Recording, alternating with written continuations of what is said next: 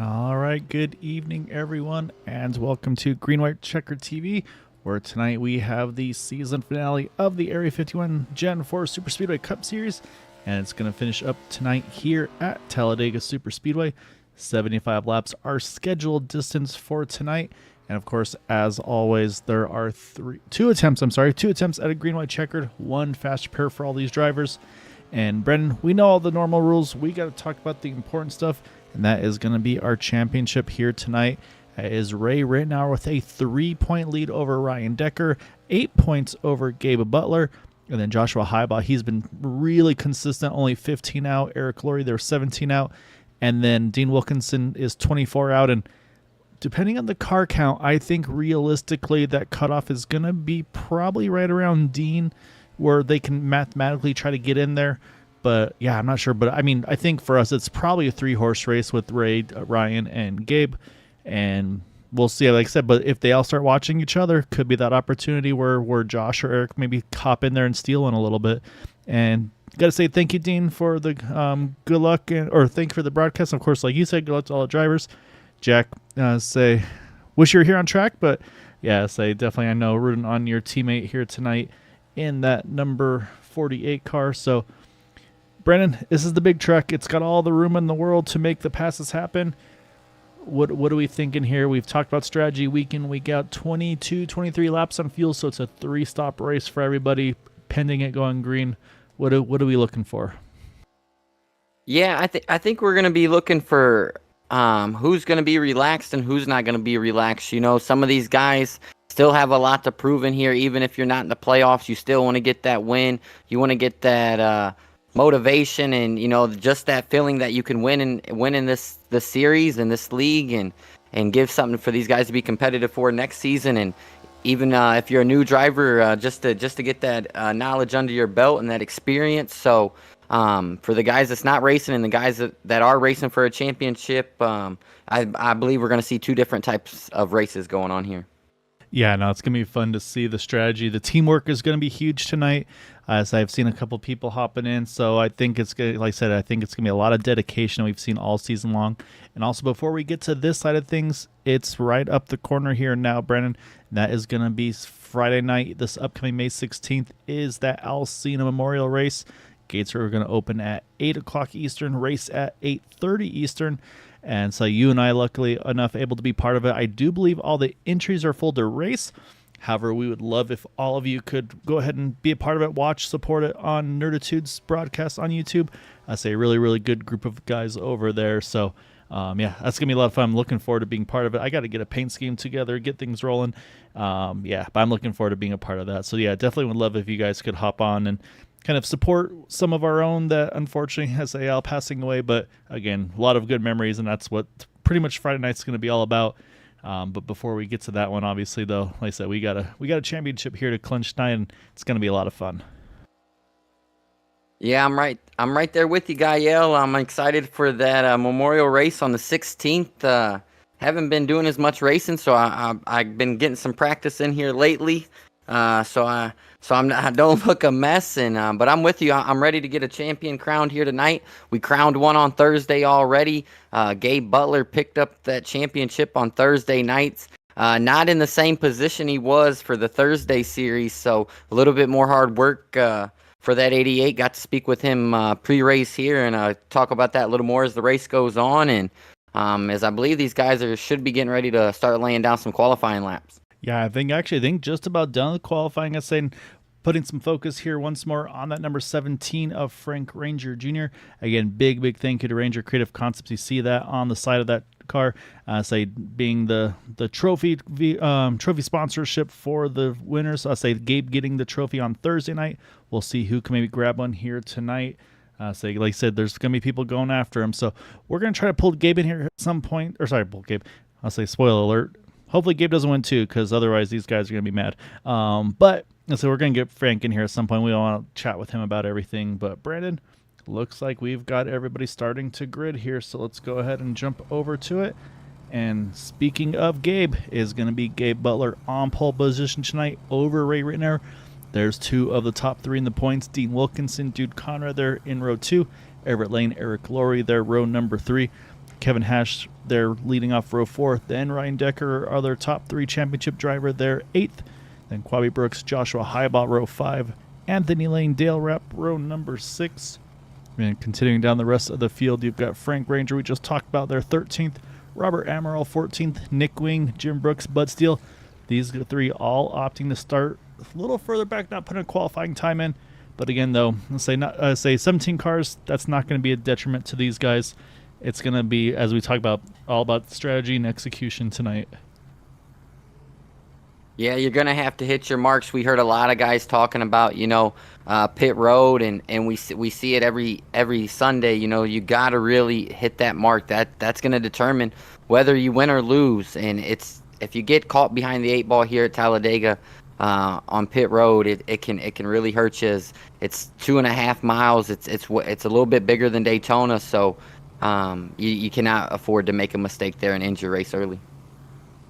Yeah, no, exactly right. So one more time, we'll show those point standings coming into tonight's event. And like I said, right now, these are going to be the guys to watch. Ray, again, 3-point lead. He starts outside front row. Ryan Decker, you can see him just a little further back there. He is outside of row number 4. And then third in points, Gabe Butler sitting right there on the pole position. And then Dean, like I said, probably outside looking in, but you never know. These guys, they always find a way to make something happen. So, yeah, it's going to be fun to see what happens on this one. And like we've talked about, it may not be one of those ones you may not want to, if you can't get a teammate to win the race, you might want to get a situation where you can maybe just take the win away from somebody else to kind of cost them those bonus points. So a lot of strategies that are going to be unfolding here tonight. Yeah, and what I just noticed, unfortunately, for the 55, he is the only one in his channel tonight. So hopefully the 55 can get him some help. We see him rolling off there on the bottom in between Gabe and Everett. And maybe that's 2 guys he can link up with tonight. We've seen how good the 88 and 24 can be on these super speedways. The 24's missed some races this year, but when he has ran, he's ran really good. Yeah, no, Everett's definitely one to watch, and saying they've kind of brought a ringer. Not, I wouldn't say brought a ringer, but a ringer's been able to make a race as well. So he's been able to kind of make him here and there. Unfortunately, he's missed a couple. He's run 7 of the 11 races. So it's not like he's missed a bunch, but so we've missed him a little bit lately, and that's right there, that number 8 of Dude Conrad. So Dude's going to be a huge help to that 88 car as well. So I mean, Gabe's got some numbers now. He's got the 8, the 24, and the 071 all part of that boot knocker group. And again, we mentioned obviously the 87 and the 03 of Kevin Hash. We obviously know very well about the Roswell guys. They're going to pretty much be having their sights on that 48 of Ryan Decker, which I say that's going to be the next issue here we got tonight. Brandon, we're going to have to try to differentiate these guys because we got 3 of them that are identical paint schemes. And again, just very, very flattered with the paint schemes. We'll definitely get some extra. We'll get a closer shot of those at some point here tonight. But yeah, big thank you to those guys. It's a lot of fun doing this, and just a little bit of extra love is pretty. Yeah, it's not something I expected. So really cool of them. And but yeah, like I've said, Brandon, I always appreciate you and Boomer. You guys have been incredible. So that said, here we go. Last race of the season. It's going to be front row of Gabe Butler, Ray Rittenauer next to him. And we'll see who's going to bring it home first as we're underway here tonight at Talladega. Gabe Butler, Ray Rittenauer leading them to win.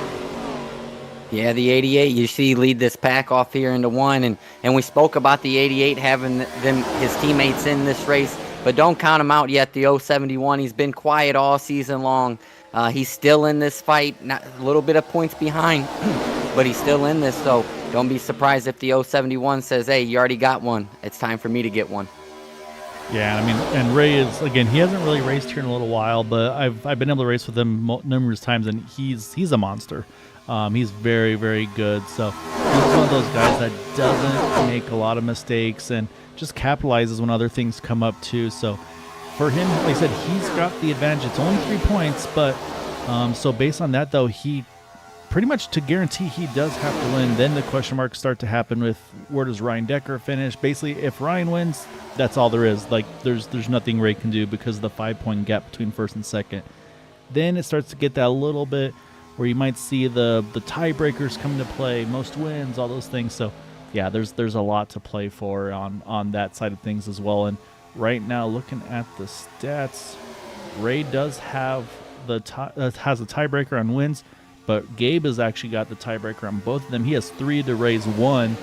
So basically, if Gabe were to tie with someone for that championship, it would actually go to him on that wins tiebreaker. So, like I said, we got over 70 laps to be able to figure it out. But right now, you can see top 3 2x2, and then these guys pretty much 5th on backers. So, starting about with Kevin Hash, pretty much full cruise control here. Wondering if we're seeing some fuel saving going on early.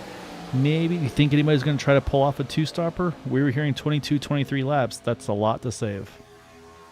Yeah, that's a lot to save. In a race like this, I don't think you try to take chances. Do what gets you, has got it done in the past. And what I'm seeing so far is that outside lane, that these cars are already a handful. You can see that 8, that back end is swinging around left to right. These cars are already 3 laps in and already tough to handle. As you can see, as we get on board here, it's a lot, and you got to lift so you don't really run over the guy in front of you, as we've seen the 88 up there jump to the high side, and you're going to give Dean an opportunity to take the lead on the bottom. Yeah, so of course I don't get to hear all the chat going on there, but there's also those potentials where if Dean's been pushing Gabe for a while, he might even key up and say, hey, Gabe, I'm getting hot. And so then that's why Gabe says, you know what, if I jump up, that's going to be a little bit better for me to go ahead and kind of move up, get the push from Everett here. Or sorry, not from Everett, from Ray here. And that allows, like I said, Everett to now push Dean in the 55. So, yeah, there's a lot going on here. And then also talking to some of the drivers about strategy pre-race, you see Nick Wing there. He's going to pop up top here in that 28. He's got the 6 of Bud Steele behind him, trying to get that third lane going. But, again, there's a strategy as well here, Brandon, of if maybe, like for Ray, for instance, maybe he's not in a position to win this race, but if he could push somebody else ahead for the win, like a Dean Wilkinson or an Everett Lane or something like that, that maybe pushes them past the 48 of Ryan Decker, that could be the way to get the championship still in his grasp. So there's a lot of different ways to try to make this happen, but right now there you see Nick Wing, Eric Corey, just a little bit of door-to-door contact. But right now they just have the 2 working together here on that third lane. Yeah, I heard some drivers saying that if they were up front, they were going to stay there. If they were in the back, they were going to stay there. I think you just got to go 100% at all times, and because like we talked about earlier, some of these guys that's not in the playoffs, they still got a race to run. As we see it getting tight, 3 lanes already. We're on lap 5. The 28 has said, hey, I want to get up here and I want to steal one here late in the year. He had a tough run on Thursday, wants to bounce back tonight, and we're 3 wide race and 5 laps into the championship race. Yeah, and I think Ray may have had a saving move there, because I think he was trying to follow Gabe down there in front of Dean Wilkinson, and then at last second realized, hey, Dean's closed back up. I'm not clear. And he was able to jump back in front of Dude and take that middle lane back. And so, again, if that happens, that car's going around, and that's going to involve a bunch of cars. But when we talked about that one fast pair, that would pretty much write that car off immediately with what I would expect to be the damage that he would get. So that was a very, very close call. A really good heads up there by Ray to kind of not force the issue on that one, because, yeah, like I said, that could have been really tight. Yeah, you don't want to tear your car up this early, and we know it's the championship race. These guys are friends with each other. They enjoy racing with each other, but when you're racing for a Frank Ranger trophy, the gap, it closes quickly, and you're not going to open the door just to let them in. Sorry, it's going to get a little tougher tonight, even if we are friends, but I want to be a champion. I don't want to be a friend tonight. Yeah, no, we definitely have a tendency of getting selfish once it comes time for a race win, for a championship, whatever it may be. But that's what I love about it, though, is you still get a little bit of all of it. So, but yeah, you can see, though, that Nick Wing and Bud Steele, they've been able to get in line on the inside line. They're a little further forward now. So you can see the 28 there. He's got Ryan Decker behind him, then Bud Steele. So really, right now, Ryan's in a nice little pocket here because he's got a teammate in front. He's got a couple teammates behind. That's probably about the safest place he could be, where you've kind of just got the guys rolling the show for you here. So it'll be fun to see, again, strategy-wise. What we have seen the Roswell drivers do a lot over the course of the season is to save fuel early, and then once the window's about to open is they then make a big charge to the top, try to gain as much track position as they can, then come in the next time by with about the 5 or 6 drivers they have to make something happen. So we'll see if that's going to return here tonight. It's the same strategy. There's Ray. He's going to clear Gabe. And there's that big move we talked about. They make that quick lane change because there's 2 parts on that, Brandon. One, it prevents the guy from following you, getting kind of lulled into that, like, okay, let me keep following that car, and it pulls you down into that guy on the inside line. But then also, if you move over real slowly, that inside line car is going to get your draft. He's going to start pulling up to you closer, and so by the time you maybe try to complete the pass, there's already a car there in that right rear quarter, or your left rear quarter panel, I should say. So that's a big reason why you see that big lane change. It's not them trying to block or anything like that. It's just this is the safest way to do it for all of us. Yeah, and we've heard the drivers in interviews say, you know, they would rather the guy make it quickly, because if not, chaos happens. Don't tear my race car up. Come down here, take the spot. I'll let off just a little bit, but don't have me lifting completely out of the throttle where I could get ran over myself, because then I hurt myself trying to save you. As we see the 101 said, all right, we got a nice little group up here with the 52, and it looks like the 081 as they try to make a charge up to the front on the outside. Yep, I'm saying again, these have been I'm not going to say quiet, because they've had a really good season, but I'll say the Silver Fox Racing Team, I apologize. Same thing, new to the league this season. Really, really glad to have them. And again, they've been doing really well all season long. So you see Joshua Heibaugh making the playoffs, Dale Rapp in the 52 as well, those two leading that pack. And again, I mean, on the points, Joshua's there fourth in points. Again, if the top three just start focusing on each other, that opens the door for Josh. He can make something happen, as right now he's doing exactly that, trying to get to that third lane with that help from the 52, and then give it just a little more time. We're going to see Anthony Lane in the 81, the 77, Robert Amaral. I think they're working their way forward as well, just building that momentum up in that second lane. As you see, the same thing now. They're dropped down in line, steal some draft, jump right back out, keep that momentum built up to that third lane. Yeah, and what I really like about this move of the 101, he's a little bit further down. He's fourth in points. But what you're doing with this is, when you're down that far and you need to jump a lot in points, is sometimes create that unwanted pressure. Put that pressure on these drivers that's up there, that's running up high up in points, and maybe make them run 3 wide. Maybe keep them on the edge of their seat. Just don't let them get comfortable up there and turn laps. Make them be a driver tonight, and you never know what can happen. And you can be on the right side of things sometimes, but then also you can cause a little bit of chaos for yourself if you're caught up in it.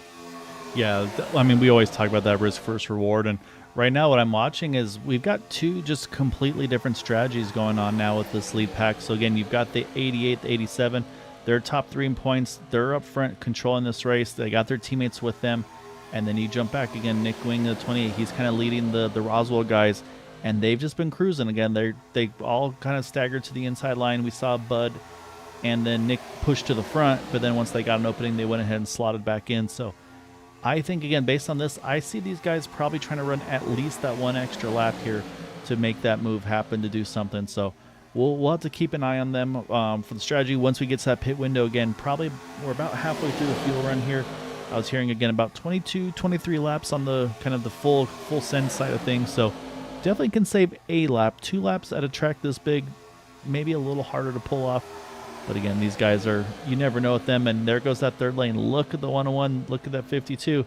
Great pushing right here by Joshua Heibaugh, Dale Rapp.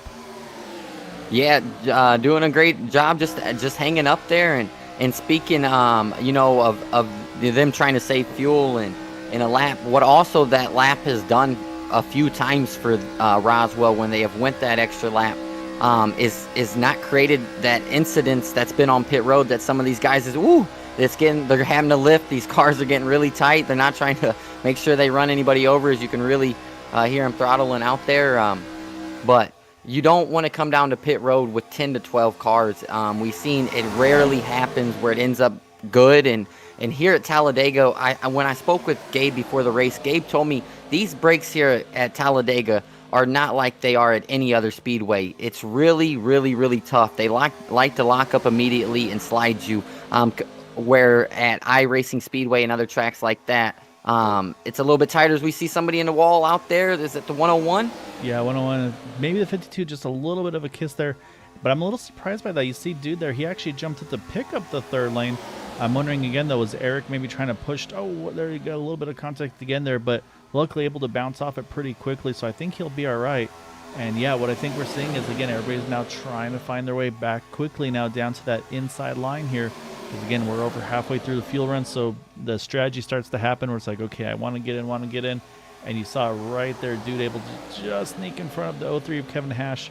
And so now you're going to have those guys like the 101, the 52, the 081, and the 77. I think they said, all right, everybody's kind of getting to the bottom. This is our time. We can push forward here. Let's try to get some more track position. And like I said, once we get to that, start to get close to that pit window, I'm going to say about lap 20, that's when I'm going to watch for the 28, the 48, the 6, the 70, or sorry, the 51 and the 53. That's when I think we see them make their move. Because I think that's kind of, they're showing their plan right now in my mind, Brandon. And that's that they're going to save now, and then push the pace there once you get to that fuel window. And do need to mention there, unfortunately, early on, Frank Ranger did lose the draft. But right now, let's say he's about to get put a lap down. I'm sure we'll see him jump to the high side. But again, nice part is he'll be the only car one down. And so he'll be able to grab that, hopefully get that lucky dog position should we get a yellow. So that'll be the only thing these leaders will be coming up here in just a few laps. Yeah, Frank will be all right. Like you said, he's only one car lap down right now, and that's saying that we won't have a storm here at Talladega, and we know how it loves the storm on race day. But good move here by the 101. It's paying off for all them guys going down there on the bottom. They can really stay flat out and run hard up there as compared to the other guys with that trail of the line of cars you got to let off, and it really kills the momentum. So a good run here for the 101 and 52, and if anything, they were completely at the back of the pack, so if anything, they gained a couple positions on pit road entry if they can squeeze in here and at least benefit from it that way if they can get the lead here. Yeah, now the question is, do you jump down? If you're the 101, do you jump as soon as you're clear, knowing that you're the highest playoff driver of the team, or do you try to stay committed to your teammate there in that 52 of Dale Rapp? So that's going to be a decision for them to make. They're going to steal a little bit of draft here as well down the back here. But I'm a little nervous about Dale in the 52. He has been pushing very hard for a lot of laps here. He's got to make sure he keeps that engine in check because, again, we talk about the oil temps, the water temps. Those gauges will flash red. You can get them cooled back off, but sometimes it's not just enough. It'll still make that engine mad.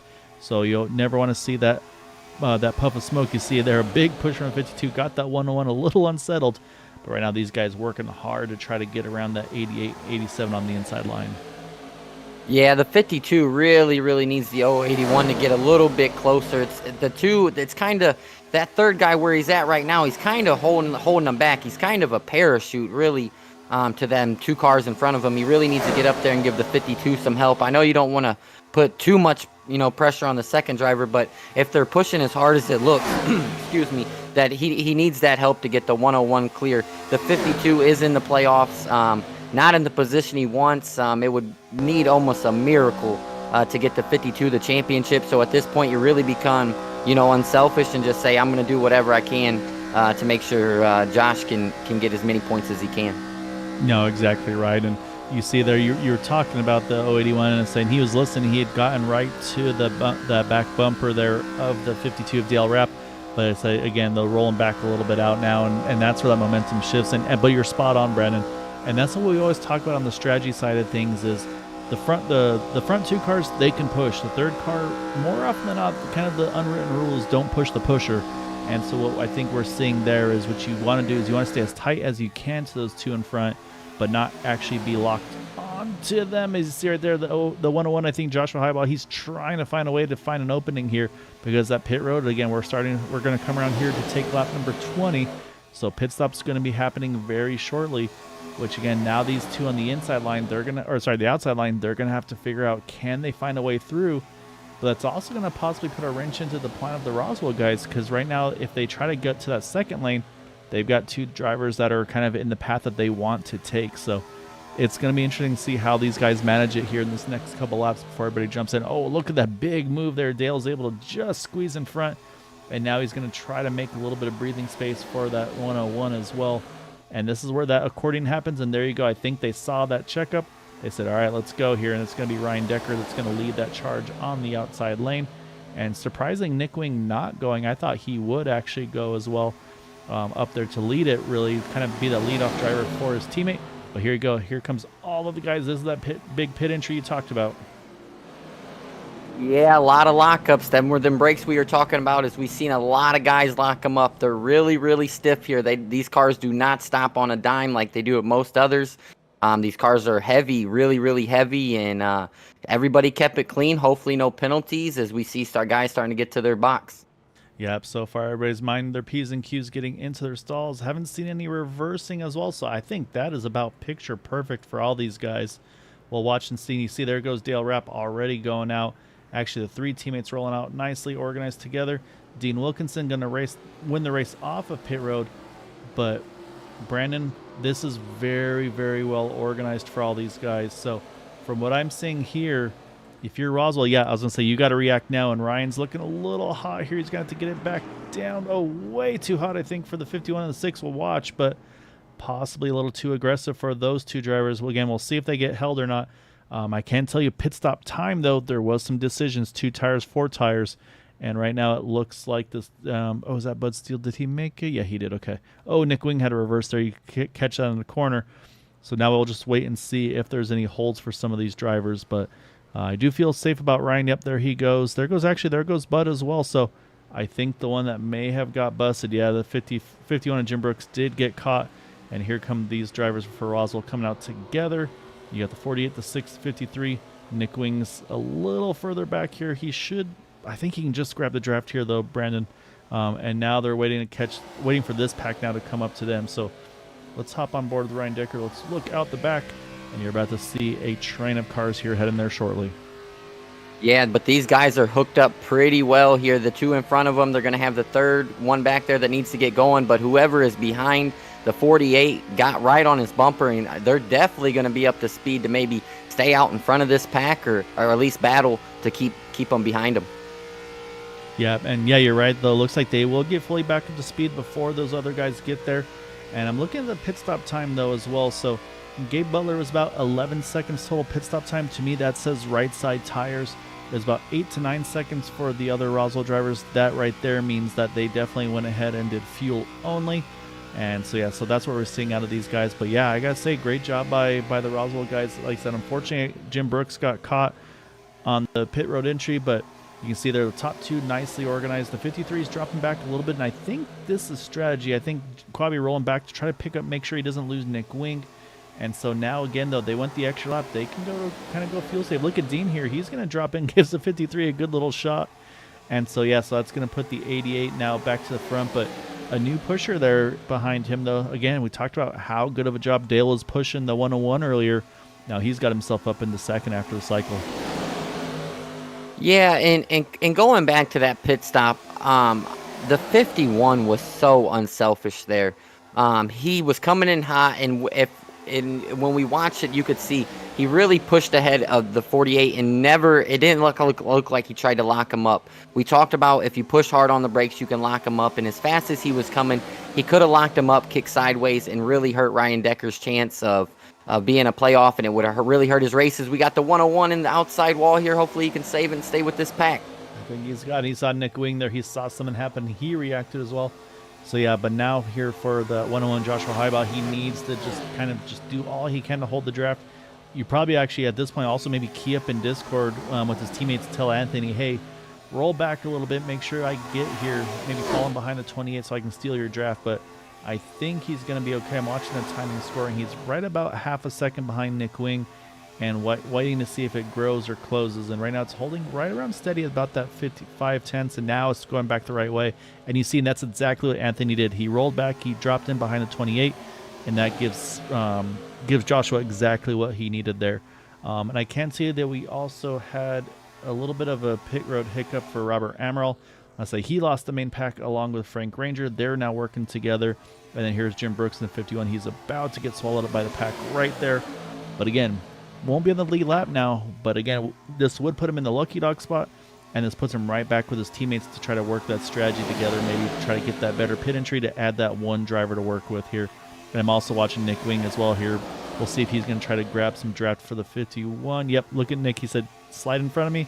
I'll get behind you. I'll give you a push.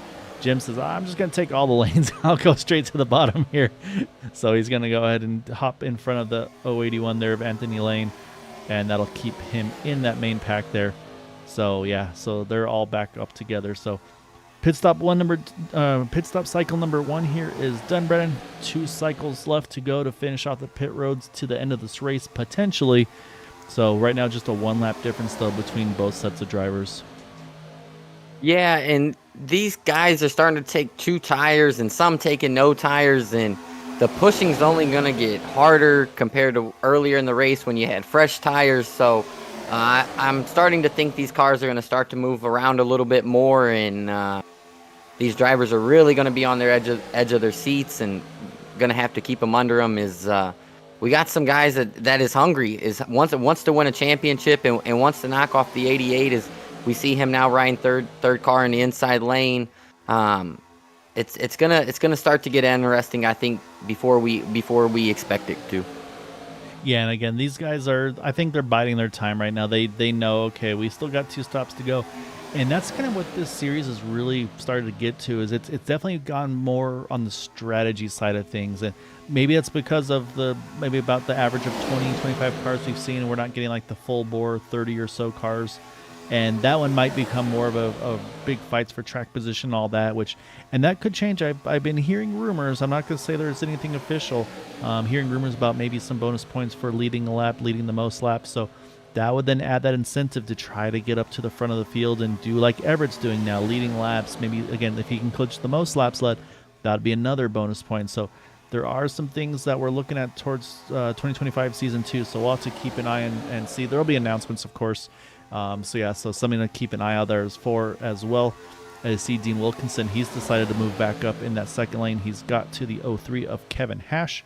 And so right now, like I said, the order's kind of all jumbled up now. Like I said, you've got some of the guys leading that aren't in the playoffs with that 24 and the 8. So yeah, right now, again, bonus points don't matter. So honestly, it's probably a good thing for Ray and Gabe, because they're letting them save a little bit of extra fuel right now. Yeah, and I think that's kind of their mindset, maybe a little bit, is really control both of these lanes. Let's not get anybody up here and causing unnecessary chaos. But sometimes what that can do is you're trying to control both lanes. As the guy behind you, if he's not your teammate, he can kind of start to get impatient with you. And he's like, all right, buddy, hey, we're racing here. We're not pacing. So be careful with how much you try to control that lane and keep them guys behind you that's hungry.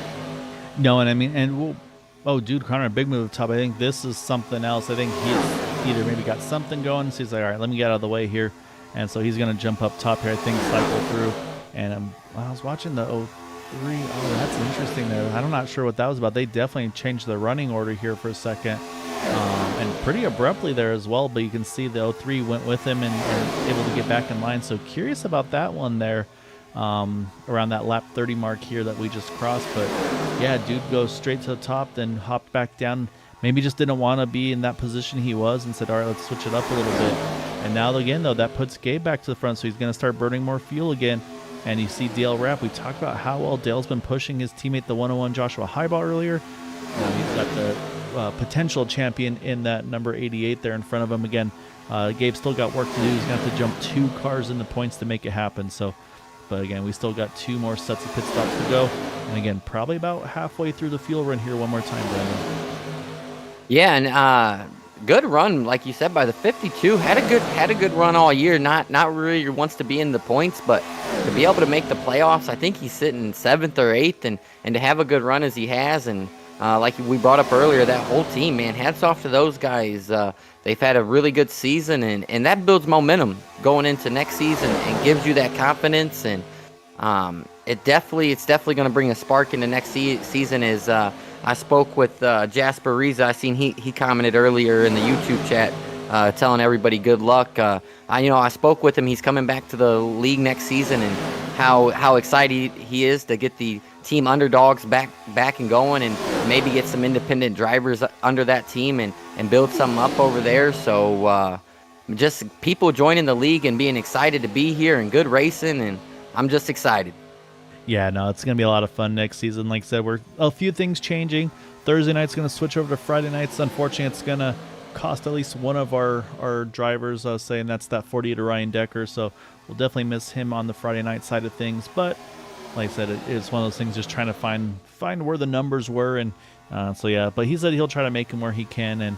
But as I say that, here's Ryan, though. He's pushing that 52 now, trying to get that Dale Rapp to the point here. And again, the further forward he can push Dale, the further forward he's going to be. And Ryan's got help behind him. He's got Bud Steele right there. He's got the 53 of Quabi Brooks right there.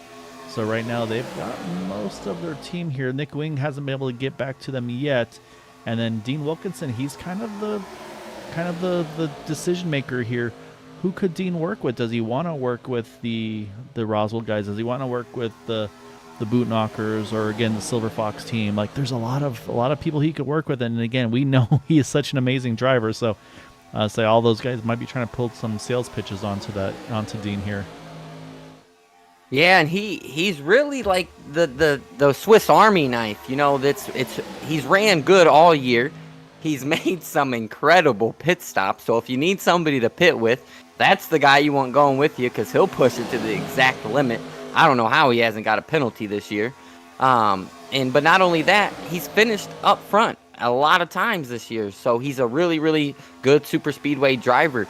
So if I'm one of these guys out here, like maybe the 87 or them guys, hey, I'm reaching out to him because he doesn't have anybody in his chat. And hey, let's work with us and let's try to knock these Boot Knocker guys off, as they got, I believe, 5 or 6 drivers in their chat.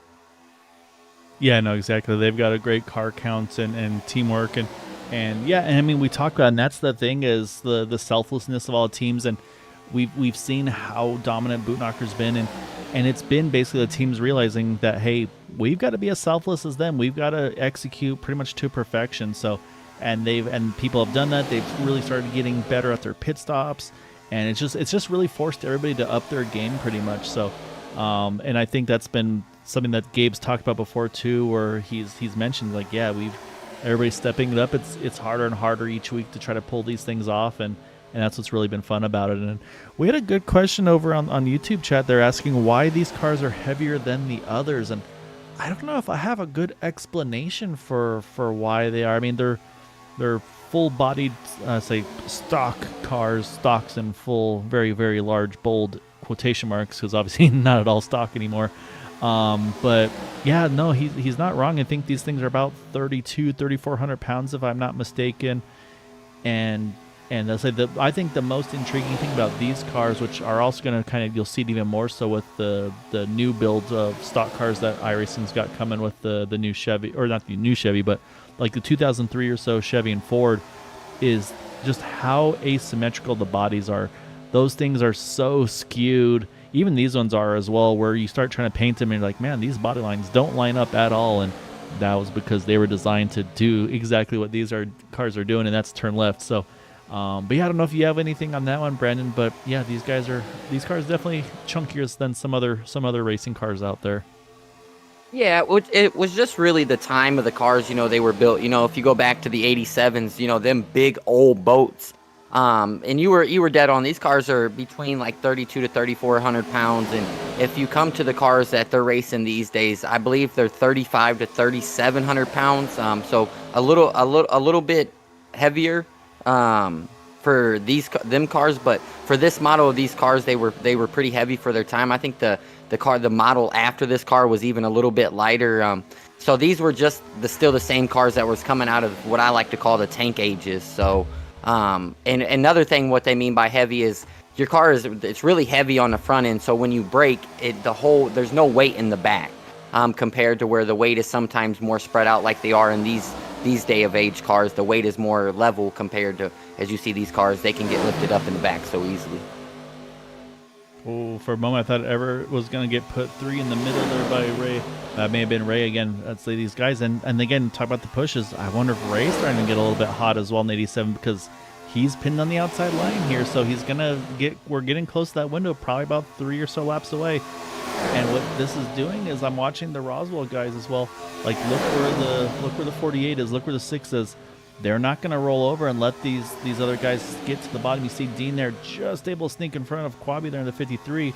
But now this is going to make life difficult for these guys. And I think, again, that's what they got to do. If you're Ryan here, if you're Bud, you've got to make life difficult. So what we're going to probably see here, and even Dale Rapp, Dale's going to try to keep Gabe as far ahead as he can, because, again, the more cars you can keep pinned back, the better. So this is going to be interesting. At some point, the 24, the 87, the 071, and the 8, they're going to have to say, hey, we can't get down here. We got to do something. I think the one saving grace they could have is going to be the 03 of Kevin Hash. But we'll see again. Right now, Kevin's in kind of between a rock and a hard place, too, because he can't really roll off too much because, like you said, they check up too much. You're going to start to get a little bit of extra boosts here from Dean. But right now, they are trying to do everything they can, though.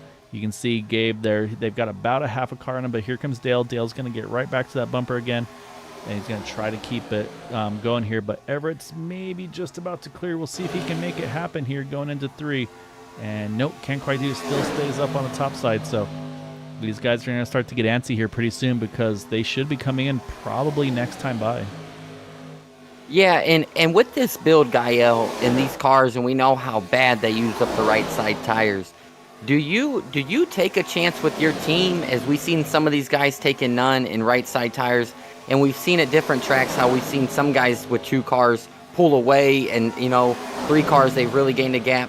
Do you take a chance, maybe if you're somebody like the 101 in that team, take the 4 tires and try to make that long run where the later run you don't have to take you can just take no tires and gas it up with it. It's going to be a shorter stop. No, I think here Daytona and maybe iRacing. I think here in Daytona it's either fuel only or left sides only. If you're waiting on fuel for tires at those 2 tracks, I think it's not worth it. At the other tracks like the iRacing Superspeedway or Atlanta for sure. I mean, we saw it last week. 4 tires was the way to go. That was the winning move. iRacing Superspeedways, that one's kind of a question mark because I do feel like tires get you out of pit road a lot quicker. But right now up front, look at the gaggle we've got going on here. Eric's trying to get down. The Roswell guys, they're trying to make the big charge forward because they're going to go that 1 extra lap. So we've got this huge mix of strategies happening right now. And so you saw right there the 53. He's got the 28 there. He's got the 51 there. But then you've got the 40 and the 6. They're in this big pack here. So what's going to have to happen is for Nick and Quabi and Jim here, they're going to have to make some really big draft here to pull up to the 40 and the 6 because you're going to see here comes the lead pack. They're going to come in all together, and then we're going to see the rest of the drivers respond. So now here again, though, we've got to make sure no mistakes. Ray's pretty hot on entry there. Oh, you see the 03. He's a little bit too wide. We'll see if anybody gets caught there. There's a lot of big pit stops there, a lot of big entries, so we'll see on those guys. Now we look to see this group, and there you go. They have reorganized. They've got the 5 of them together. Joshua Highball is going to come with them as well as Anthony Lane, so they're going to go the extra lap as well here. So now, again, it's going to be to see who's got the best strategy. Look at Gabe. There's your answer. Gabe's going to take rights this time around, so we'll keep an eye on him and see how he gets out in relation. And, oh, yeah, you can see right there, he's going to lose a little bit of time here. So there's a few that took 2, a few that maybe did left sides only or fuel only. So now we jump back to the Roswell guys. Do they react or they're going to go? Nope, they're going to go further here. So they're going to continue on an extra lap. Yeah, and I like that move by Gabe.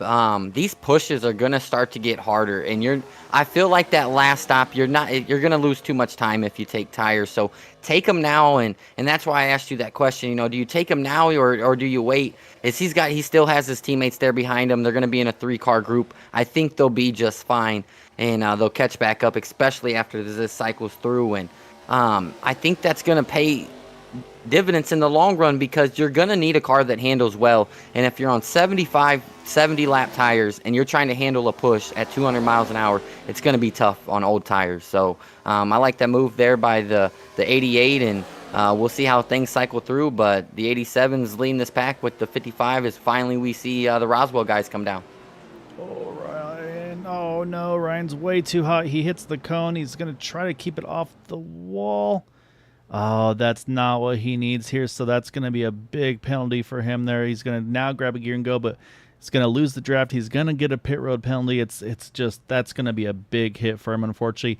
And I was about to say, too, is he's about in the perfect spot with this because right now we've got the field really spread apart here, Brandon. We've got the top 3 now being led by Ray, Dean, and Dale.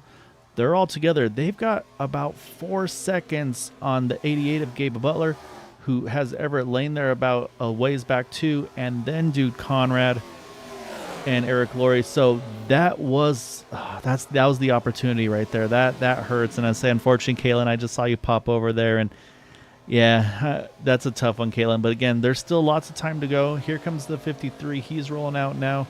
along with the 6 and the, where's the other drivers? Oh, Nick Wing. Actually, I mean, look at this, though. This is really shaking things up here. I think we might get a 3-car breakaway here that completely breaks the draft, because these three working extremely well together. And we talked about the tire strategy and the fuel strategy there, Brandon. 9 seconds for Ray, about 8 seconds for Dean and Dale, and they're gone. I mean, look at this gap here. They've got over 2 seconds now to Anthony Lane and Kevin Hash now, and we'll see if these guys can do enough to get back there. But yeah, right now this is looking good. Again, there's still one more stop to go, but if you're Ray here, again, you had the 3-point advantage going in. This is looking really good, but unfortunately, just that second pit stop, a lot of miscues. We had a penalty. Also got to mention Joshua Highbaugh. He got a penalty on entry. Ryan Decker a penalty. Kevin Hash a penalty. So we had a bunch of cars get caught, and there's Ryan now. He's going to roll out here. And so what Ryan's got to do now is he's got to fight tooth and nail. He needs to be that first car one down, and his competition is going to be this guy right here, Kevin Hash. So what he needs to do is he needs to get his teammates there behind him. You see the 6, you see the 53. They're going to need to grab onto him, push him, and keep him ahead of that Reese's car. So that's going to be right now. Basically, this is all Ryan can do right now. This is his race, is to get back in front of Kevin Hash.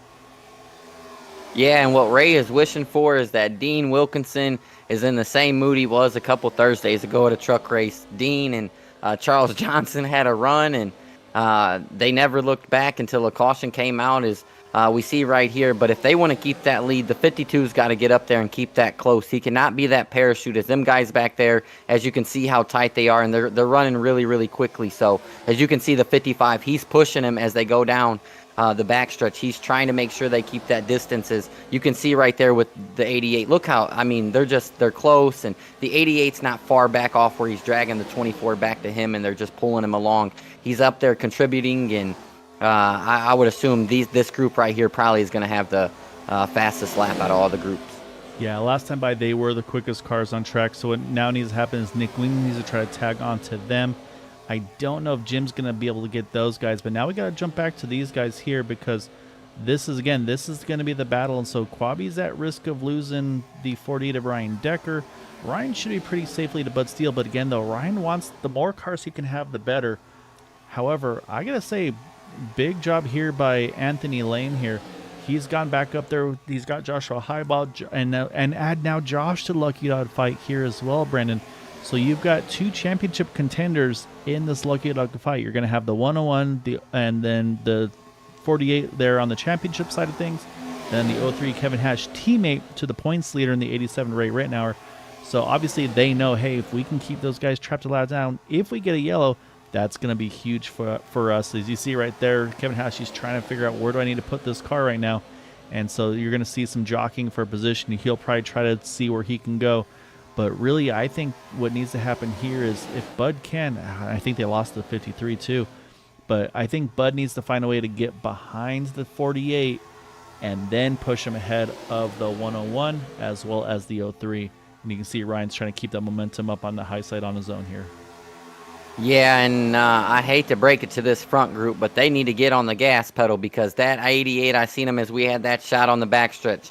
That group is coming, and that is the last group that you wanted to see in this lead pack. If you broke away from them, you wanted to keep them broke away from them.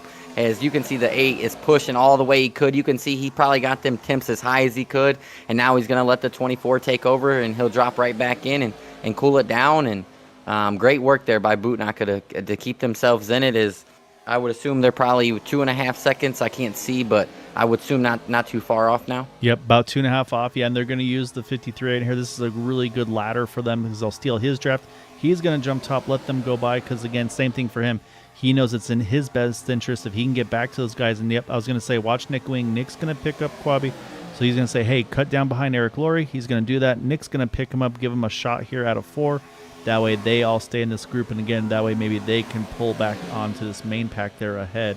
So now we'll go back to said main pack, and here you go, exactly what I was saying. You've got Ryan Decker now. He's leading that second lane. He's ahead of his competition here for that Lucky Dog position.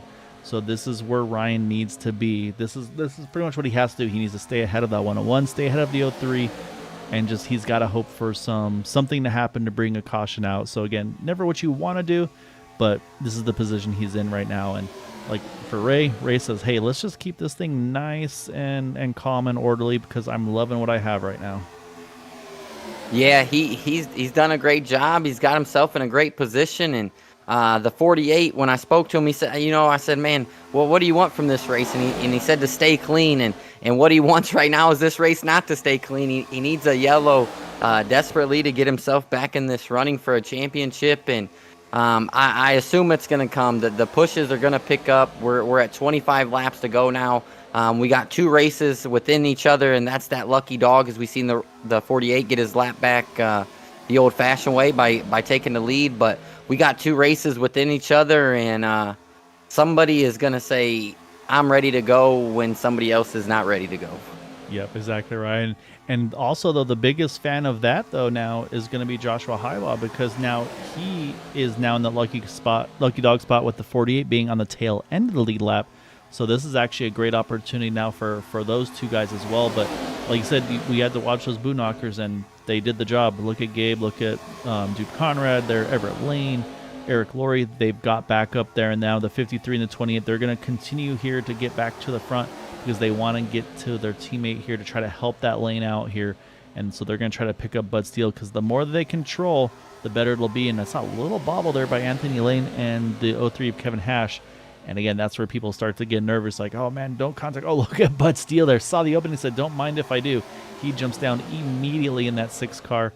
And also trying to find, say, who are we missing? Oh, that's sorry. Bud was the one that was pushing, I should say, Ryan Decker. But it looks like the 53 and the 28, they're going to continue to go here. And I think this is not a bad move because, like you said, it kind of forces the pressure onto those other drivers now. Yeah, and with as good as that Team Bootnaka just did, Gael, and we're now 24 laps to go, the window's getting ready to open. Yeah, you're right. Do you come down if you're Gabe and you need to gain them points and you're a couple spots back? Do you leave that chaos up there with you guys? The guys are going to be battling for lucky dogs and they're trying to get in a spot. Do you just come down because you're probably not going to go a lap down because you're probably, I would assume, with them just pitting, maybe a can of fuel, and it gets you to the end, and you can get right back out. And we've seen them lay down some really, really, really good lap times. Do you just come in immediately once that window opens and top off and say, hey, let's stay out of this mess? It's a really good strategy, truthfully. The only hesitation I have is that they'd be pitting from about a second back to the leaders. But like you said, though, if they do it, if they can execute and have all 4 of them together like they did, I think it could be great here. And you can see the 53, he's going to clear Ryan Decker. Nick Wingott as well. Big moves for both of them there.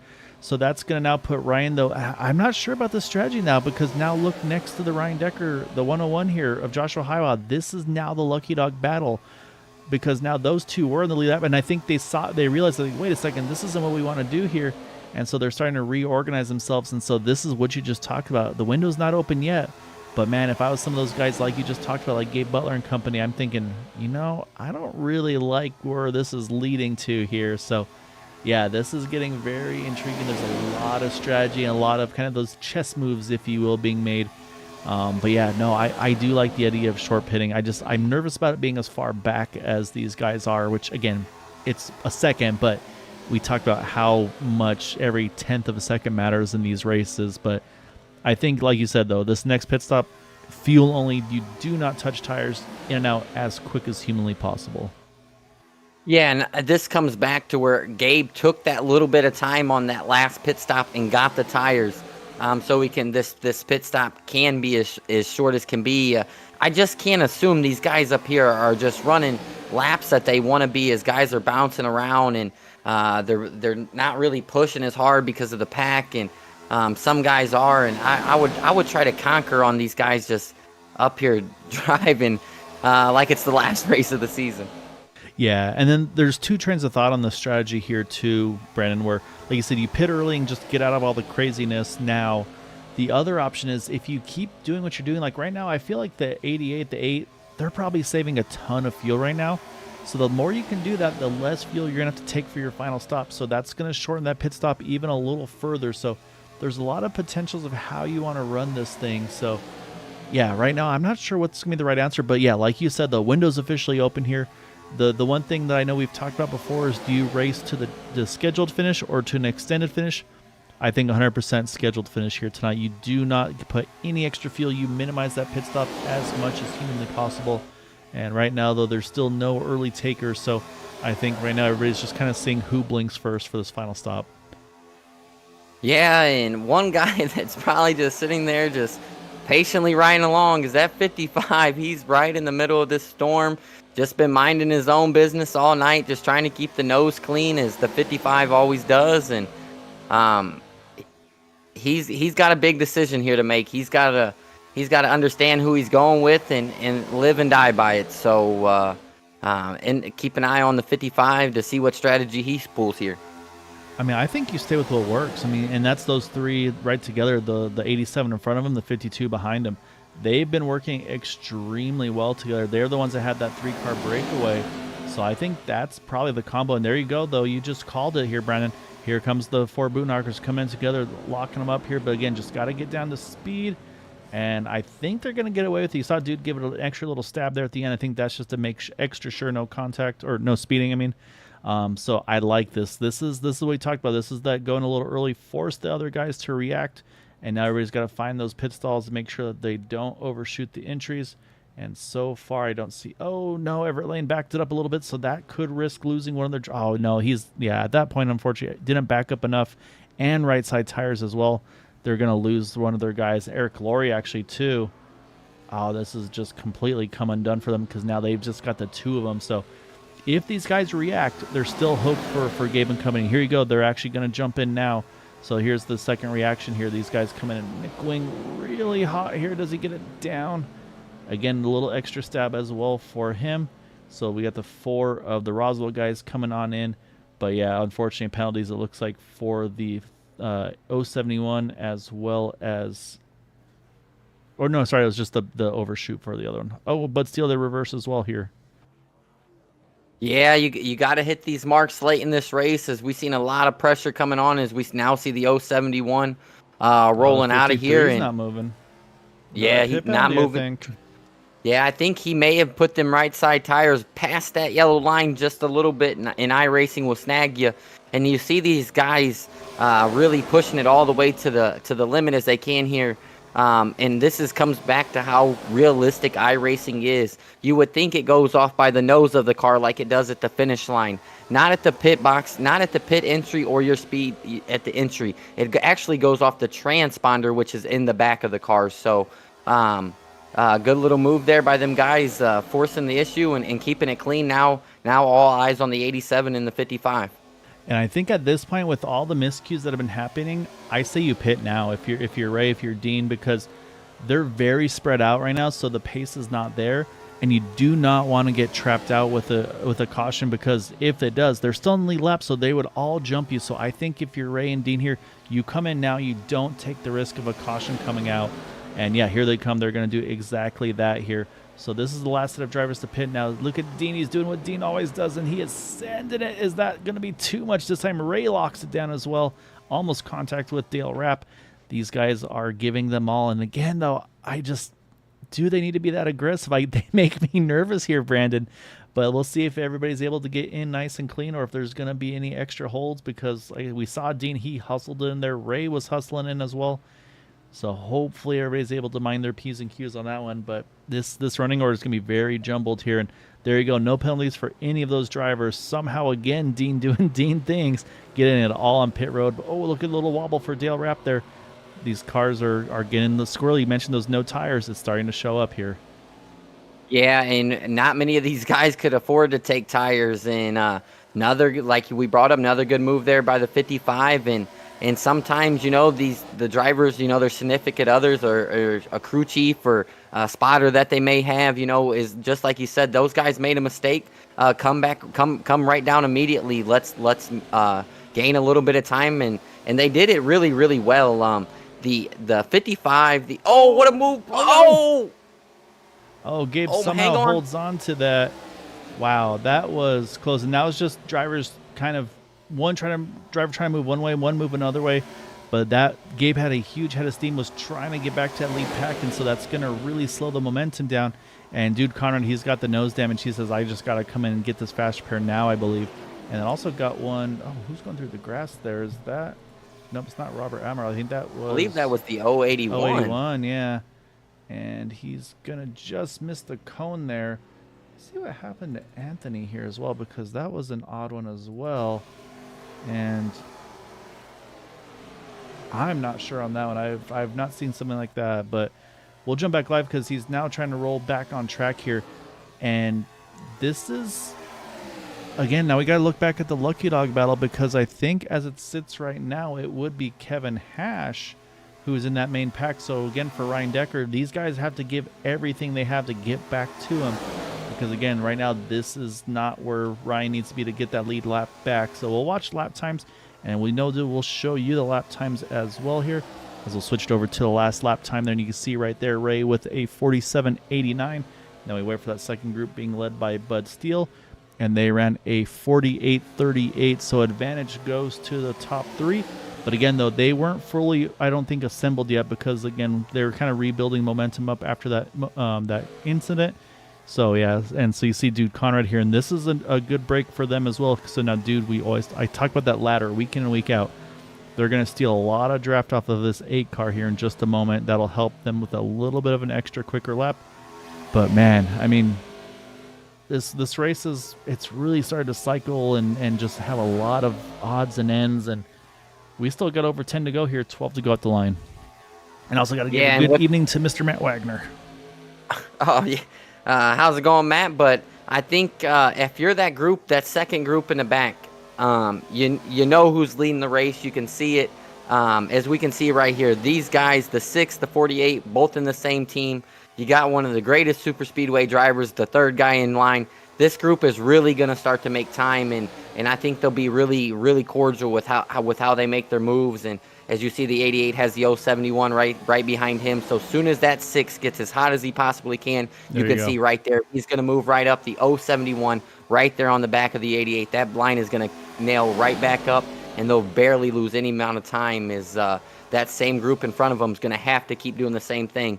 Luckily for them, the 55 is now the third car compared to when this was reversed. If you remember earlier, the 52 was the third car, and they really struggled. They switched it now, and hats off to them guys, because none of them guys are in a team together up there in the front pack. Yeah, exactly right. In the last 2 laps, they have been a couple tenths quicker, so it's still about a 3-second gap. We'll switch it back to the intervals so you can see. But right now, as you can see, it's about 3 seconds from Gabe back to Dean Wilkinson. But it's actually a little less than that, of course, because right now Ryan leading the pack, and Dean's actually not the last car in the pack. It's that 03. And they're also coming up on a couple lap cars here. It's going to be Jim Brooks there, and I believe that's going to be the 53. Yeah, Quabi Brooks as well. So they're working together. So what they can do here again is they're going to stay out of the way here. They're say, yeah, you the leaders, go ahead and go right on by. We're not going to give you any draft. We're going to stay way up top here. And then they can maybe come down in front of Ryan Decker, give him a little bit of draft to steal, and again, kind of pull them a little bit further forward. But laps are winding down here. We're down to 10 to go. And again, the Lucky Dog fight right now, it is that 03 of Kevin Hash. And then it would actually right now, the battle would be between the 53 and the 03. But again, though, I'm thinking long term, they're probably just going to try to drop all the way back to their teammate Ryan Decker. But we'll see. Now it's just whether or not they can get up to them in time.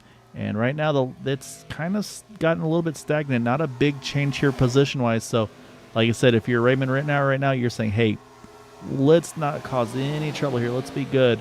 But you see there, actually the 51 and 53, they're going to drop in line here, grab that draft back. So down to single digits here, 9 to go there. You see, and we've been talking about all the playoff guys, and he is a playoff guy, not really in contention for the championship, but I got to give it to Dale Rapp. He has been hitting these pit stops. He's been right with these top 3 the whole time.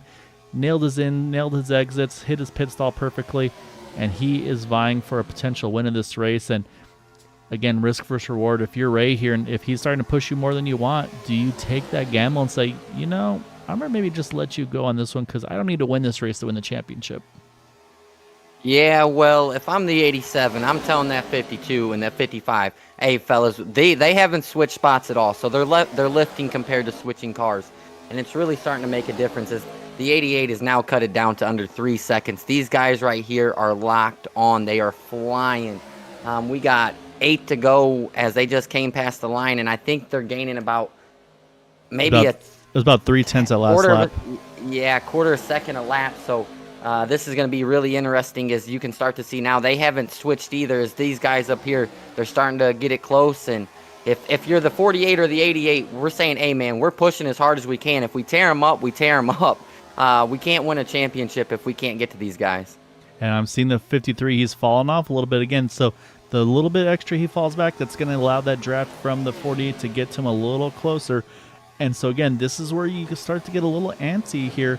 Because if you're Ray, you know you've got two things to watch out for now. You know you're going to have potentially Ryan Decker fighting really hard to get his lap back in case something happens. But then also Gabe Butler, he can't just completely forget about him as well. Because Gabe had, I think it was about an 8-point difference, if I'm not mistaken. I'm actually going to pull those numbers up now. Yeah, 8-point swing. And if it's a tiebreaker, at that point it goes to Gabe with the most wins. So Gabe needs to win this race, and I believe Ray would have to finish about third or fourth.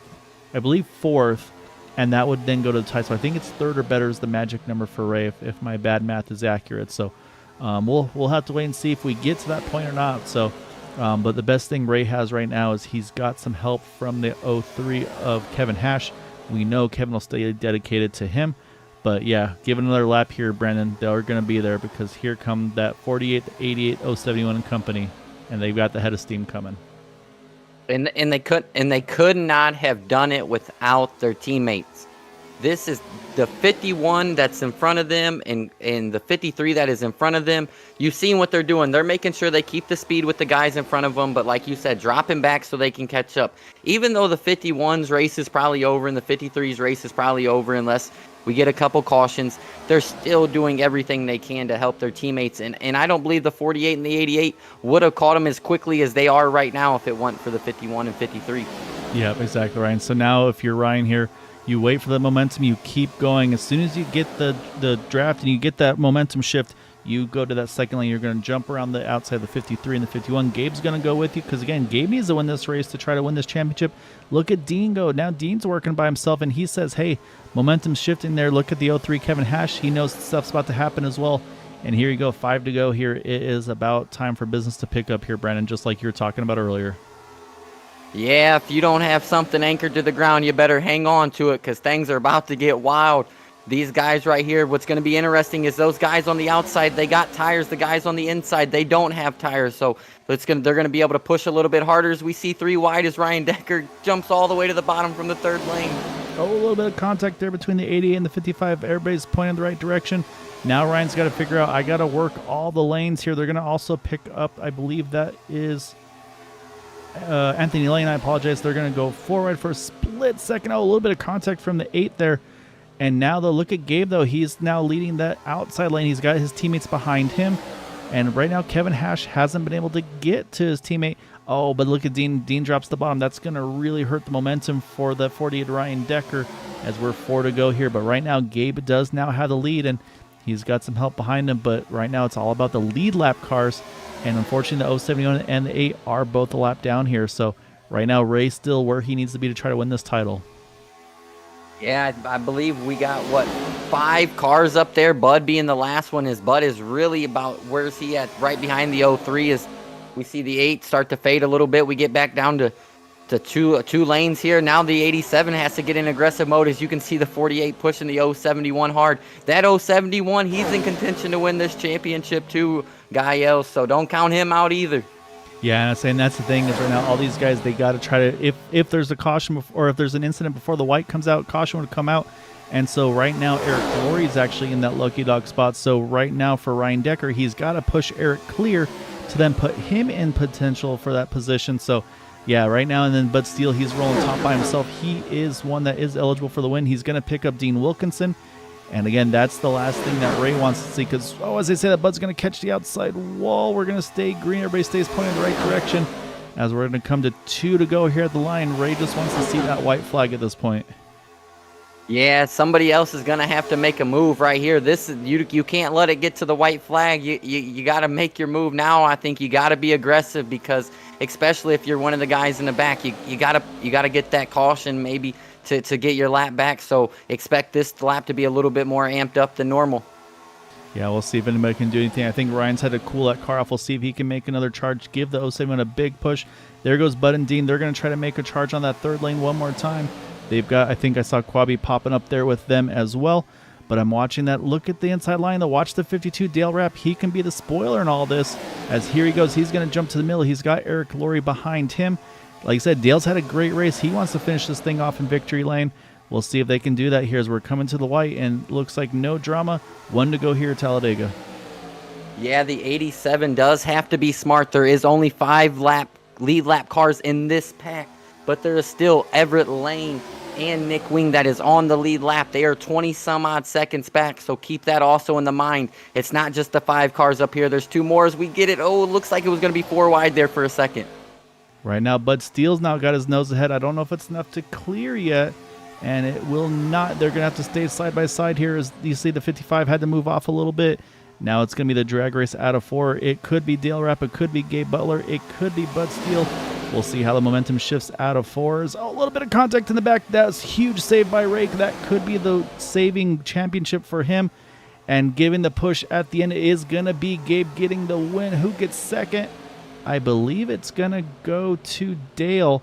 But actually, I'm showing Dean Wilkinson possibly in third. This is, oh man, this is going to be close on the points. But the answer is who wins this race? It is Gabe Butler. But let's go back because this is where it almost came undone here for the driver of the 87 Ray Rittenauer, because watch this save here, Brandon. We see the contact coming out of 4. Like I said, and I got to wait for everything to update so we can get the points to tell you. But right here, though, there's the contact right there. And Ray is able to keep that car pointing straight there. But then the momentum shift, then we switch over to Dean Wilkinson, who's going to try to get around, get all the positions he can. Let's back it down here because this is going to be close to see who is able to get ahead of one another here. And we'll pause it at the line. And actually, my timing and scoring is a little weird on this one. We'll have to let it update. But I do believe it's going to be Dale Rapp over Ray Rittenauer. My timing and scoring is really wrong for some reason. But let's go to the official standings before we get to all of that. Like I said, we know Gabe Butler is our race winner. And there you go on the results side of things. And yeah, okay, there it is. Oh man, look at that. It was 1,000th of a second between Dale and Ray here. And then, yeah, okay, then 3 seconds back to Dean. I was a little confused on my unofficial timing and scoring. So Gabe's going to win the race here tonight. He did everything he could. Now it just depends on where the points have fallen. But Brandon, what a finish here tonight. Yeah, it was a wild one. And it was everything I think we expected it to be on the edge. And we knew a lot of these drivers, they knew they had to make it to the end with how close the points was. And then when it got to the end, all the gloves was off. But I cannot believe how the 87 did not have that in the wall and kept it straight and was able to still come back and finish third after all that. So, man, good driving there by Ray, and the 88 puts it in victory lane again. I don't know if it was enough to get the championship, but another hats-off move to the 88. Once again, 5 or 10 laps down. He's a few seconds out, and they managed to work their way back in to pick up a W. Yeah, no, exactly right. And I say we'll go over the race results first, then we'll go over the playoff side of things. And it is going to be, of course, Gabe getting the win there over Dale Rapp, who was able to get Ray Rittenauer there by 1,000th of a second. Dean Wilkinson, Bud Steele rounding out our top 5. And then Nick Wing, Everett Lane. Like you mentioned, don't rack out because those guys will jump you for position. They finished 6th and 7th on the lead lap. And then Ryan did everything he could, just unfortunately was not able to recover from that penalty. Winds up first car, 1 down in 8th. And then you can see penalties were the name of the game tonight, though. Dude Conrad there, 9th. Quabi Brooks, 10th. Anthony Lane, Joshua Highball, Eric Laurie, Kevin Hash, all drivers 1 down. Jim Brooks there, 2 down. Frank Ranger, 3 down. And then, unfortunate early evening for Robert Amaral there in the 77 there is in 17th position. But, man, so we're gonna keep the suspense going. Get to some interviews here first, though, Brandon. So we got to start off with our, you know what? We're gonna start off with our 2nd place finisher. We're gonna go off schedule here because we don't want to say who won the championship yet until it's time. So we're gonna make you guys all wait because that's what we do best. So we're gonna jump over. We'll grab our 2nd place finisher here, Dale Rapp. And Dale, you were executing to perfection tonight, sir. You were in there with the 87 Ray Rittenauer, Dean Wilkinson. At one point, you guys had the breakaway. It looked like you might be able to make something happen. And I love the move there. You had a great chance at the end to get the win. Just unfortunately, the contact lost your pushing help there.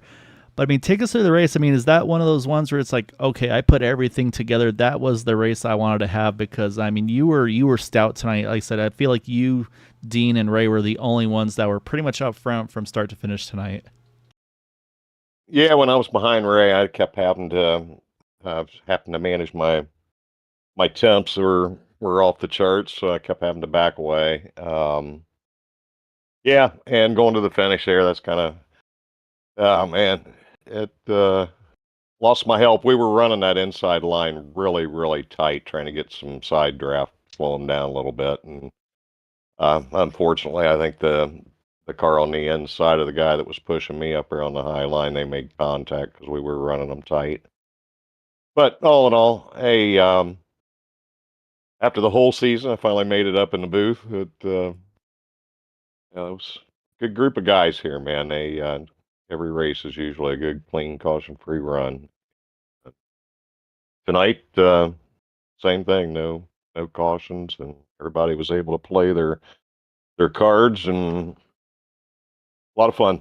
A lot of fun.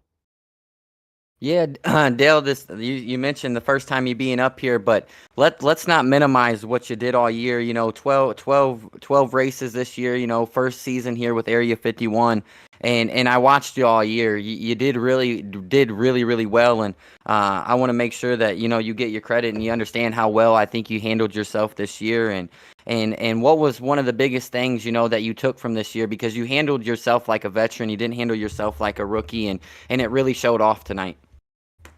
The biggest part, I think, is patience. Whenever any of these runs with these guys, no matter who it is, all 30 trucks or 20, whatever we have, everybody needs to exercise their patience and realize that the race can't be ran in the first quarter or even half of the race. You just got to stick around, log your laps, and be there at the end. So,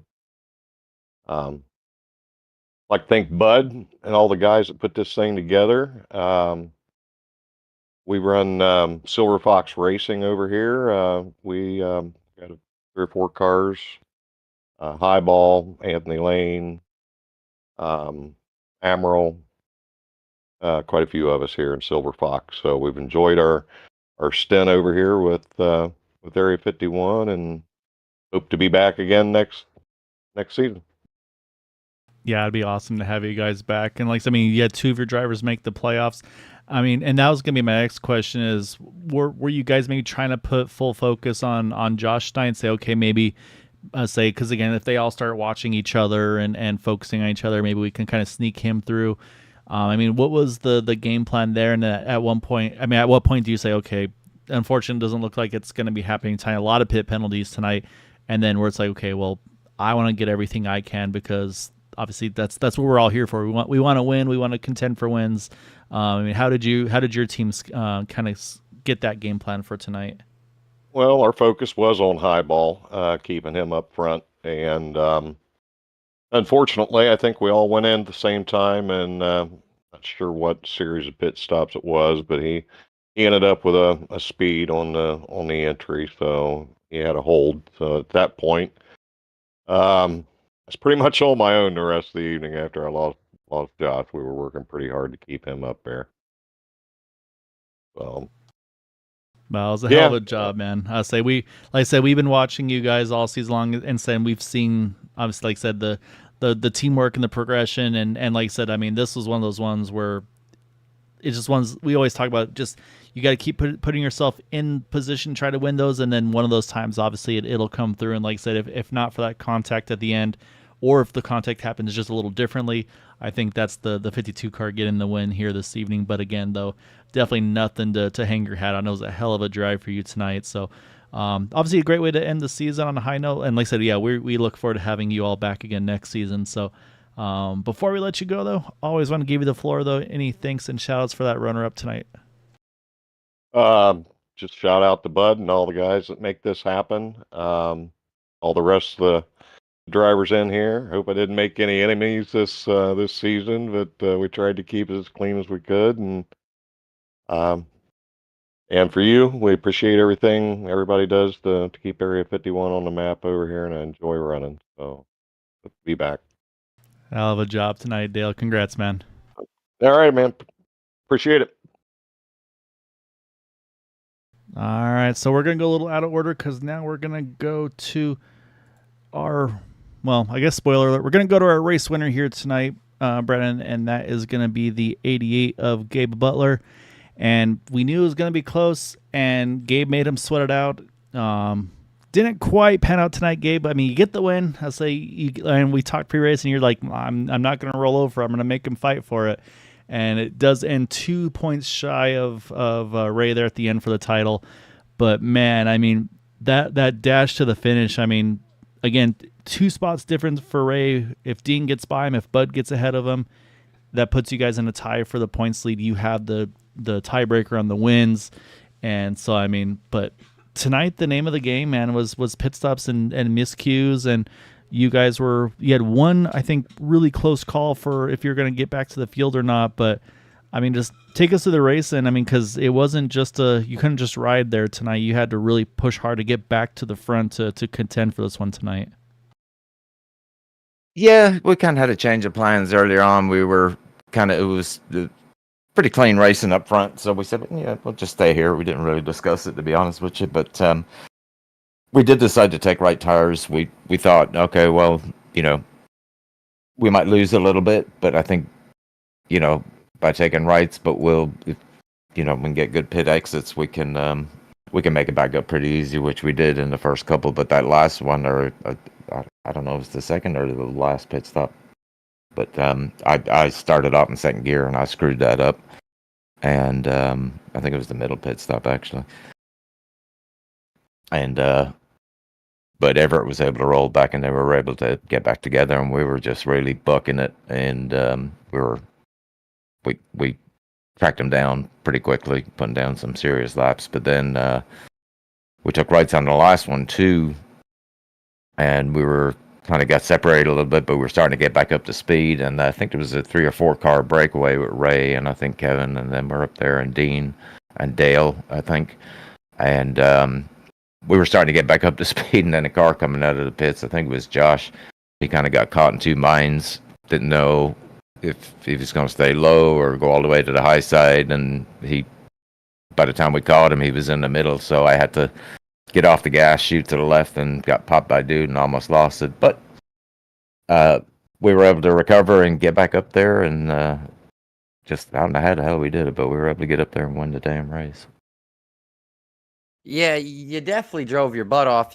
I was in a panic when that happened on the backstretch there with the 101, and thankful you were able to hang on to it. But man, how do you do this repeatedly? It seems like last couple weeks it's been the same situation, just a little bit of a hiccup on that last pit stop, and you guys are able to make your way back up. How do you do it? And if you can go back, do you not take right side tires on that last pit stop and take fuel only? Oh, no, definitely. I would definitely take rights again because, like I said, I was telling the guys, if we do get back up there and we get side by side, which we ended up on the bottom, but if we get side by side on the outside lane or the third lane, the right side tires will be a huge advantage for us.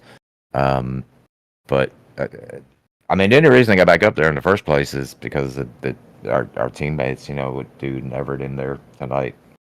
And Eric, of course. I mean, we're just they got me back up there. I mean, I couldn't have done that by myself. I couldn't have won the race by myself. Couldn't win any race by myself. So again, I say it all the time. And if this wasn't a prime example, you're absolutely nothing without your teammates. Yeah, no, and yeah, the save, I mean, that was phenomenal. And yeah, it's tough because you're trying to work with guys, and like you said, you might be okay. Usually we go high to let someone by, but part of your guys are still down low, and like I said, everybody was on a different pit strategy at that point. Some were still building speed up, some were just coming out of the pit. So yeah, it was definitely between the rock and a hard place on that one. But yeah, again though, just the job you guys do, it's so impressive to see. And I don't know, man. I have to say it's hard to think of stuff to ask you because just what you were able to do tonight was so damn cool. And like I said, kind of gave it all you had there, forced Ray to go after it hard. He had a really close call coming to the checker. I mean, Brad and I mentioned that may have been the move to saved him as well because yeah, it was tight. And then obviously, then you were aware, of course, of the fight within the fight of kind of if a caution comes out, there's championship guys that want to get back in the lead lap to vie for it. I mean, were you looking at any of that stuff, knowing like, hey, this guy's going to probably be a little bit more aggressive. He might be a good one to push, or I mean, how are you managing that in those closing laps? Oh yeah, we were definitely aware of who was on the lead lap and who wasn't, and who we were or who I was going to push to move forward. Like, and at one point, I think Ryan he ended up or was a lap down, and I had asked him when we were kind of trying to chase that lead pack down if he had damage. He said he didn't, but we were able to get some bridges to catch some draft, and wherever he went, I was going to push him. Try and get him at least to the lead or on the tail end of the lead lap because that helps me too. So we were able to do that, and I mean we had to make it a little. I mean I guess I don't know how he got a lap down, but that was just unfortunate. Kind of took him out of the running, but you know I wanted to make it interesting and exciting for people watching at least, and make it interesting for Ray, keep him on his toes. So he did a good job holding it together. That would have been an awful way to lose the championship by, you know, getting caught in a wreck there in the tri-oval and, you know, getting whatever spun or, you know, 4th or 5th place. That would have been a complete and utter disaster. So he did what he had to do tonight, and congratulations to Ray on the championship. I'm glad he won it. Yeah, no, unfortunately, just pit road. As they caught a few drivers just trying to get too much out of it. Got a little too hot entry, and so unfortunately that got Ryan the stop and hold, and which he got a lot of drivers obviously tonight as well. So no, these cars in pit road they don't mesh very well it seems, but that's why it makes it so challenging. Where you got to have it all together. So. And you were able to do that tonight, like I said, with a lot of stuff happening, chasing the field back down, making great saves. It was a lot of fun watching work your magic, Gabe. So before we let you go, get a well-needed break from some of the stuff over here for a few weeks during our off season. Definitely want to give you the floor though for any thanks and shouts for that win this evening. Number one, teammates for getting me to win, getting me back up there, sticking with me the whole night, and of course. Area 51 and all the admins. It's been a really, really good season here on Sunday night. It was really exciting, some super racing. And you guys up to boot, Brandon, Gael, you guys are awesome. And again, huge congratulations to Ray. He fully deserved it. It was the most consistent all season. So I'm really, really glad he won it. Great job tonight, Gabe. I say you'll have to suffer with a 1-2 this season in the points. I think you'll be all right though. I think you'll be able to handle it. But no, great job tonight, man, and I look forward to seeing you on track again here soon. All right, gents, have a good one. You too, sir. Thank you. All right, Brandon. That leaves us one fella left to chat with, and that is going to be our. Third place finisher. There we go. Our third place finisher. Sorry, my points are still screwing the other side. But our season champion here tonight, Ray Rittenauer. Ray, you and Dean and Dale were just, I mean, you guys were on it tonight. Just the pit stops, everything is right on schedule. You guys came out together, and you kind of had your own little pack there for a while. Unfortunately, the other guys were able to kind of hunt you back down after a while. But for me, the save of the race, though, I mean, you're going through the tribal, you get that contact on your door, but you stay pointed straight. And, I mean, I think that might be the points difference between winning it by 2 points or possibly having a tiebreaker with Gabe, which he would steal with the extra wins. I mean, what was the heart rate through the race here tonight? Pretty up and down. Went up pretty far when I thought I blew pit road there on the second stop, but I got it slowed down enough. Didn't get a penalty. But yeah, the little bump in the triangle there, it's through the wheel a little bit. Kind of just let it center itself and told myself to stay straight no matter what and try to get as best finish as I could.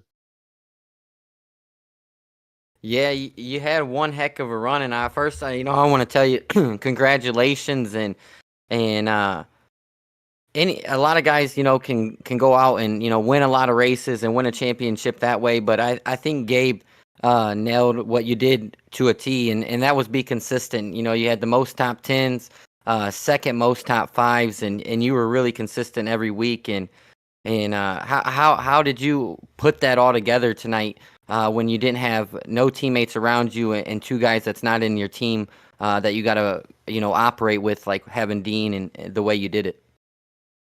Yeah, they were great. I don't know. It's pretty calm all day. I usually get overhyped, get nervous, but I stayed pretty calm and just told myself, stay up front. Don't worry about anything else. Just run your race and let it play out. How it plays out. And we hit all our marks tonight. And yeah, I know this hasn't sunk in just yet, but everybody has a different term. But a lot of people would say that you beat the goat tonight and became a champion, and let that sink in, man. Congratulations. yeah. He is definitely the GOAT. Gotta throw a shout out to him. But yeah, it was. You have to be consistent all season. I had a few races there where we got some pretty bad finishes, but he gathered it up towards the end of the season in the playoffs, and we're champions. Yeah, and that's what I was about to go, is looking at the results in the playoffs. You get a first, a third, a sixth, and a third. So I mean, that's the consistency, and part of me is also that's why I like I mean, of course we have a reduced season, but that's why I like the playoff versus like a winner take all finale, because you have to be still good at all four of our plate tracks, and so yes, I mean you're able to get a great result at iRacing, and then of course the podium is at Daytona Talladega, and then the sixth at Atlanta, which was obviously a difficult track in itself. So I mean you executed really well, saying those obviously, especially with top six with the 20 plus car counts we were getting through those playoffs. Yeah, it was a really great job tonight, Ray. And say, like I said, you had to earn it. Say Gabe threw everything he could there at you at the end there. And like I said, then you had to make your great saves as well to hang on to that thing and keep it pointing in the right direction, like you mentioned. So before we let you go and enjoy this one, definitely got to give you the floor as well, sir. Any thanks and shouts for the podium tonight and that championship? As always, gonna thank my sponsor, Lucky Dogs. I'm gonna thank everybody over at Area 51 for all they do for everybody all season. Teammate Kevin, he's there every night to help me practice when I need it. Everybody over at Boot Knocker, Gabe, good win. But yeah, you guys for the broadcast, champions, baby. Yeah, go enjoy this one, Ray. Congrats again, man. Thank you. All right, so we're going to do a little extra interview, though, on this one, Brandon, because, again, we've had somebody that's been a big part of the league helping out a ton, and so we're going to grab him in as well because so he's the guy that everybody's been trying to be buddies with because they want a trophy, and so that's courtesy of Frank and Ranger Creative Concepts. And Frank, I say first off, the paint scheme, it's beautiful, but again, though, I mean, I feel like since you've hopped on and offered to do this, the championship trophies last season, you did one for Gabe without even kind of being a partner with the team, with the league, just doing it out of the selflessness of you. And then now obviously really excited to have you on board here with the league. But I mean, take us through. I mean, because I know you've got a lot. It's not just trophies you do. So I wanted to definitely give you some time to kind of plug your own business as well, because I know you got a lot of cool stuff over there. Yeah, we started out with doing just t-shirts over 5 years ago. And I've actually shut down and started doing back up, but now we're expanding. Basically I'm trying to focus on the sublimation part, a bit more personalized gifts for people. Everybody is doing just the same thing, but everybody's getting something that everybody's doing, and I want to be unique and give somebody something that it's more personal. It's going to mean more to them. We're expanding. I just actually started doing these trophies, and I thought it would be a good touch. I mean, I think they're awesome. So, and I just wanted to share that with everybody. No, they're incredible. I say. I mean, you sent me some of the kind of the samples that you were working on, and I say it's one of those. Brandon and I were. I mean, we've been kind of just harping on it all season long. It's one of those things where you of course want to win, and so there's leagues that you win money and all that. But I say, like you said, a really cool original like personalized trophy like that to me, like those are one of those ones where it's like when you're lucky enough to win things like this, like I think that just makes it even more special. So no, it's really, really cool to see, and definitely really love having you on board here. I know we're going to try to work with you a little bit more in the coming seasons as well. But yeah, like I said, definitely wanted to give you a little love. I said we gotta get some more of your squirrels back on the track here as well, because so you're kind of rolling solo this season over on the Sunday night. So if I can find some nights where I'm free, I'm gonna hop in there. I'll start drafting with you because these things are hard to roll solo with. But yeah, I just want to say thank you from myself with Green White Checker TV. I know from the league, like I said, everybody's super excited about these. So just yeah, big thank you to you and with Ranger Creative Concepts for everything you've been doing for the league, and also of course just love having you on the track with us.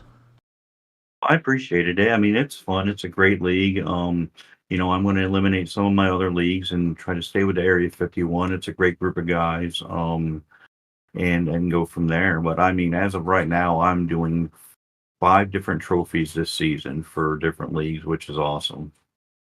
Nah, that's awesome. Yeah, and I look forward to seeing it grow. Like I said, because yeah, I said even like see not even just on the on our side too. Like I want to see us kind of getting outside for like, hey, we want to do some side thing where it's like, okay, we can kind of reach out to you to kind of commission you for some other things. So I'm looking forward to seeing what we can do with you and kind of keep growing from there. But yeah, I just again we want to pull you in and say a big thank you to everything you do for us and for the league. And yeah, looking forward to working with you more over the course of the seasons.